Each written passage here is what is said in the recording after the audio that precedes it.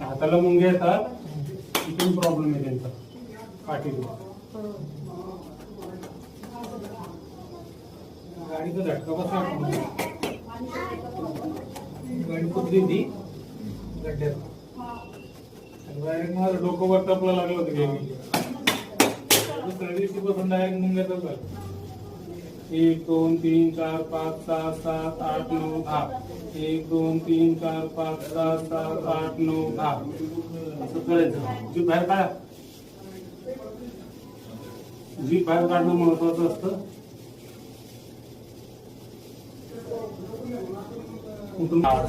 Relax, नाकातून बाहेर आलं नाही, तोंडातून आलं बाहेर, शेतात टाकलं गेलं कुठं.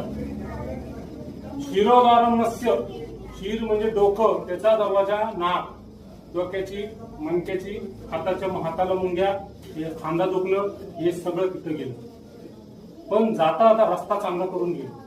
म्हणजे सर्दी, शिंका, चिडचिडपणा, राग, डोकं दुखणं, अर्ध डोकं दुखणं, मायग्रेन, पूर्ण डोकं दुखणं आणि स्ट्रेसमुळे बीपी होतो, शुगर होते, थायरॉइड होतं, कॅन्सरच्या गाठी सुद्धा स्ट्रेसमुळे होणार.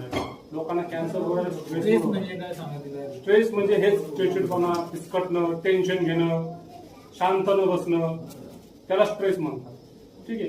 पण आपण यांच्यासाठी काय करू नये, हे डायरेक्ट इथं सर्वायकल मध्ये जायला पाहिजे. ठीक आहे. आणि यांना बीपी, शुगर, थायरॉइड कोणताच आजार नाही व्हायला पाहिजे पुढे. त्याच्यामुळे यांना बी शिकवलं.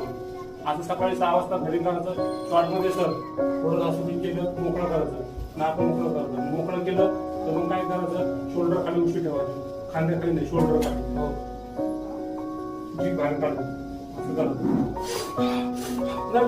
उद्देश काय, इथून इथं काढायचं. पण जाता पण हिंदू पण शांत होऊन टाकतो.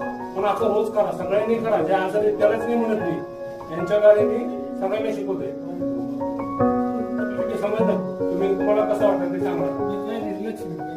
चांगलं वाटलं का नाही असं म्हणतो, फ्रेश वाटलं का? हा, तर नाव सांगा, 2 शब्द बोला. संजय चव्हाण. तुम्ही कुठून आहे? मी संभाजीनगरहून आलेलो आहे आणि मला थोडं हाताला मुंग्या त्याला त्रास होता आणि स्ट्रेस. तर आता सरांची ट्रीटमेंट घेतली, रिलॅक्स वाटतंय.